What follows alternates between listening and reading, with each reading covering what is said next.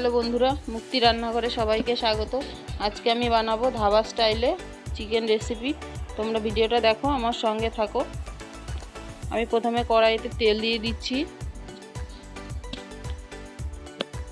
তেলটা গরম হয়ে গেছে। আমি এখন দিয়ে দিচ্ছি তেজপাতা, শুকনো লঙ্কা, গোটা গরম মশলা, গোটা জিরে। এখন আমি মাংসটাকে তেলের উপরে কিছুক্ষণ ভেজে নেব।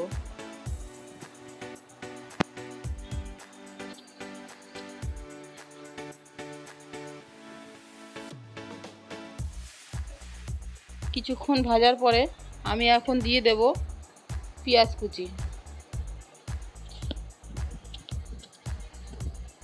পেঁয়াজ কুচিটা দিয়ে আমি ভালোভাবে মাংসটাকে নেড়ে চেড়ে নিলাম। এখন আমি দিয়ে দেব লবণ দিয়ে কিছুক্ষণ ঢাকা দিয়ে রাখবো মাংসটাকে।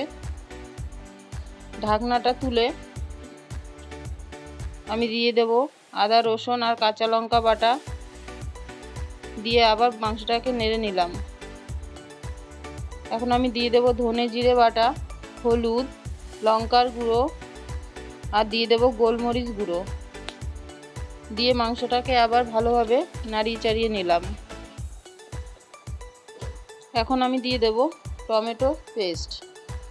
টমেটোর পেস্টটাকে দিয়ে আমি মাংসটাকে কিছুক্ষণ ঢাকা দিয়ে রাখবো। ঢাকনাটা সরিয়ে এখন আমি দিয়ে দেব কাসুরি মেথি আর দিয়ে দেব ধনেপাতা।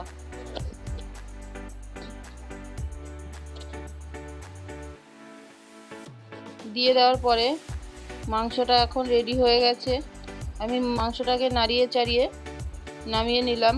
এইভাবে ধাবা স্টাইলে চিকেন খুব সহজে ও তাড়াতাড়ি হয়ে যায়। আমার রেসিপিটা যদি আপনাদের ভালো লাগে তাহলে লাইক, শেয়ার, কমেন্ট করবেন এবং সাবস্ক্রাইব করবেন।